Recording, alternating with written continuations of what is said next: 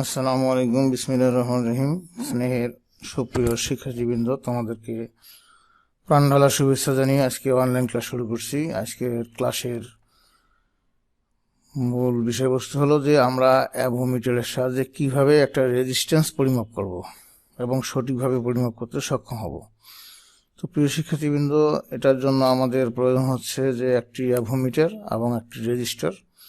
তো আমার হাতে যেটা দেখতেছো এটা একটা রেজিস্টার।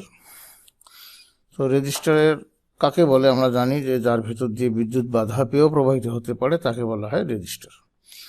এই রেজিস্টারের কাজ হচ্ছে ভোল্টেজ এবং কারেন্টকে বাধা প্রদান করা। এটা হলো রেজিস্টারের কাজ। আর রেজিস্টারটা হলো সবচেয়ে গুরুত্বপূর্ণ কম্পোনেন্ট, যেটা ছাড়া কোনো সার্কিটই করা সম্ভব না। যে কোনো সার্কিট করতে গেলে রেজিস্টারের প্রয়োজনীয়তা আছে। যে কোনো সার্কিট করতে গেলে রেজিস্টারের প্রয়োজন। রেজিস্টার ছাড়া কোনো সার্কিটই হয় না, তৈরি করা সম্ভব হয় না। সুতরাং যে কোনো সার্কিট তৈরি করতে রেজিস্টারের প্রয়োজনীয়তা অপরিসীম। তো আমরা প্রথমে এই অ্যাভো মিটারকে কী করবো, সিলেক্টরকে ওহম স্কেলে সেট করব। তো এখানে ওহম স্কেলে ইন্টু 1K-তে সেট করছি। তো রেজিস্টারের কালার কোডটা অনুসারে মান হচ্ছে যে লেখা আছে কমলা কমলা বাদামি, লেখা আছে কমলা কমলা বাদামি সোনালি। আমরা এখন দেখব যে কত ওহমস হয়। তো আমরা যেহেতু রেজিস্টারের কোনো পোলারিটি নেই, আমরা মিটারের দুই প্রান্তে যে কোনো প্রান্তে আমরা সংযোগ করতে পারি, কোনো সমস্যা হবে না।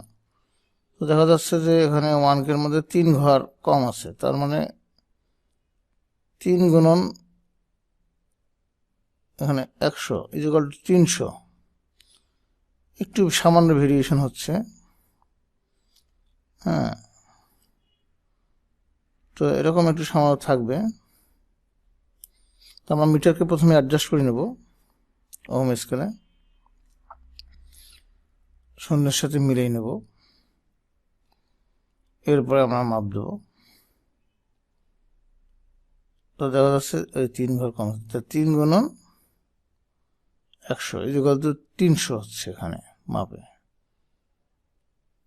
ঠিক আছে। আর আমাদের কালার কোডের মান হবে 3 গুণন 10 সমান হলো 330। আমাদের দেখাচ্ছে 300, পরিমাপে দেখাচ্ছে 300। তো যেহেতু 5% আছে, এর জন্য টলারেন্স 5%, প্লাস মাইনাস 5% আছে টলারেন্স। এর জন্য হচ্ছে যে 5% একটু কম বেশি করতে পারে, অর্থাৎ এখানে 300-তে 3 + 15 ওহম কম বেশি হইতে পারে। তো এখানে সামান্য কিছু কম বেশি হবে, তো ওইটুকু সমস্যা হবে না। তো এর যদি আমরা ঘুরিয়ে মাপি তাহলেও ঠিক ওই রকমই দেখাবে। তো প্রিয় শিক্ষার্থীবৃন্দ, তাহলে রেজিস্টার পরিমাপ করলে আমরা কি বুঝবো, যে রেজিস্টার পরিমাপ করলে কাটা উঠবে এবং মান অনুযায়ী উঠবে। রেজিস্টারের মান অনুযায়ী যদি কাটা ওঠে তাহলে আমরা বুঝবো যে রেজিস্টারটি ভালো আছে। আর যদি মান অনুযায়ী কাটা না ওঠে তাহলে রেজিস্টারটি খারাপ, অথবা মান অনুযায়ী কাটা বেশি উঠলেও খারাপ, আবার কম যদি ওঠে তাহলে খারাপ। প্রিয় শিক্ষার্থীবৃন্দ, তোমরা সহজেই বুঝতে পারলে যে আমরা অ্যাভো মিটারের সাহায্যে কীভাবে একটি রেজিস্টারকে পরিমাপ করব। আর যদি এই রেজিস্টারটি সার্কিটে সংযোগ করা থাকে তাহলে সার্কিট থেকে যে কোনো একটা লেগ বিচ্ছিন্ন করতে হবে, তা না হলে সঠিক মাপ পাওয়া যাবে না। তাহলে প্রিয় শিক্ষার্থীবৃন্দ, যদি আমরা এইভাবে রেজিস্টার, তোমরা ক্লাসটি বুঝতে সক্ষম হয়েছে আশা করি। আর যদি রেজিস্টার সম্পর্কে তোমাদের কোনো প্রশ্ন থাকে তাহলে ইনশাল্লাহ আমাকে জানাবে কমেন্ট করে, তো আমি ইনশাল্লাহ সঠিক উত্তর দিতে সক্ষম হব। আর এটা বেশি বেশি অনুসরণ করবে, কারণ রেজিস্টারটা সবচেয়ে বেশি ব্যবহৃত করা হয় টেলিভিশন বা রেডিও বা যে কোনো সার্কিটে। রেজিস্টার সম্পর্কে যদি তুমি ভালো জানো তা তোমার যে কোনো ফল্ট ফাইন্ডিং করা খুব সহজ হবে। তো তোমরা সবাই ভালো থাকো এবং সুস্থ থাকো।